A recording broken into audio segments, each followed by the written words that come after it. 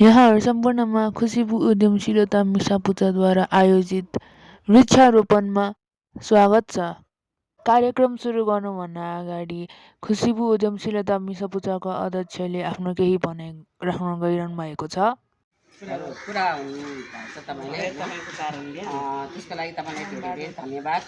हामीहरू साथी सबै मिलेर आइरहेछौँ। हाम्रो इच्छा चाहिँ त्यो बोट बिरुवा रोपे सबैले फाइदा हुन्छ भन्ने कुरा हामीले सोचेर चाहिँ गर्ने इच्छा राखेको हो। तपाईँले इच्छा पुऱ्याइदिनु भयो, त्यसको लागि तपाईँलाई धेरै धन्यवाद। हामी वृक्षारोपण गर्न जानेछु है। स्वस्थको लागि हराभरा हामी आज वृक्षारोपण गर्न जाँदैछौँ।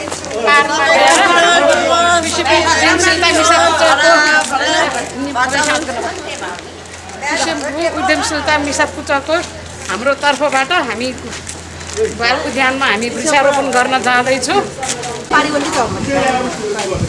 एभोकाडो पनि फलेछ, तल तल छ एभोकाडो।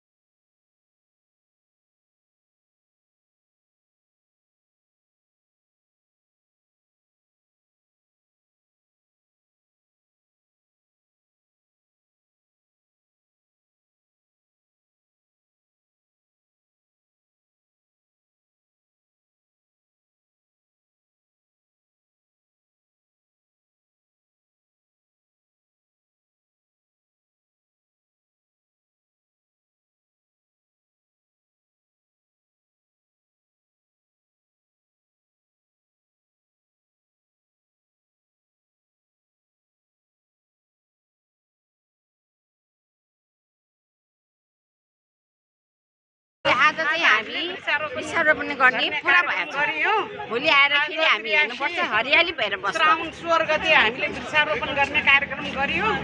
यो अब बोट बिरुवाहरू 3 वर्षपछि फल्ने बेलामा सबैले खान पाओस्, हरियाली रहिरहोस्, हेरिन पाओस्, हरियाली हेर्न पाओस्, स्वच्छ सफा रहोस् भनेर हामीले वृक्षारोपण गरेको हो। सबैको जय हो। लाई यो 16 नम्बर वार्डका दिदीबहिनीहरूमा म हृदयदेखि नमस्कार भन्न चाहन्छु। यहाँहरू भएर नै म यहाँ भएको हो, नभए म यहाँ हुन्न थिएँ।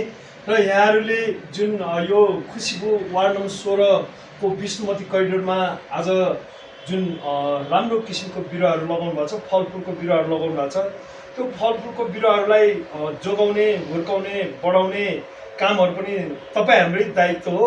हामीले बिरुवा मात्रै लगाएर हुँदैन, त्यो बिरुवालाई कसरी मोलजोल गर्ने पनि काम गर्नुपर्छ। र तपाईँ हाम्रो सबैको उद्देश्य भनेको चाहिँ हरियाली बढाउँ, वातावरण जोगाउँ हो। यो वातावरण रह्यो भने हामी पनि रहन्छौँ, यदि वातावरण रहेन भने हामी रहँदैनौँ। त्यस कारणले सबैभन्दा ठुलो कुरो हाम्रो वातावरण स्वच्छ हुनु पर्यो। हाम्रो वातावरण, यदि हाम्रो वातावरण हामीले फेर्ने सास हाम्रो त्यही फल बिरुवाहरूबाट पाउने हो। त्यस कारणले हुँदा पनि त्यो बिरुवालाई हामी तपाईँहरूले आज रोप्यौँ र तपाईँहरू हुनुहुन्थ्यो र नै आज म तपाईँहरू समक्ष आएर त्यो खोला एरियामा बिरुवा लगाउने मौका पायौँ। र हामीले योभन्दा अगाडि पनि लगाएका थियौँ। हामीले 17 नम्बर वार्डमा एभोकाडो, किम्बु, आरू, आँप, अमला, केरा, फुलहरूको बिरुवा पनि लगाएका थियौँ त्यहाँ। तर त्यो एरियामा सबै भाँचेर फेरि मरेर फेरि आज तपाईँहरू मार्फत त्यहाँ बिरुवा लगाउनु पाउँदा धेरै खुसी लागेको छ। धन्यवाद। ल है त, ल अध्यक्ष हाम्रो सम्पूर्ण दिदीबहिनीहरूमा नमस्कार।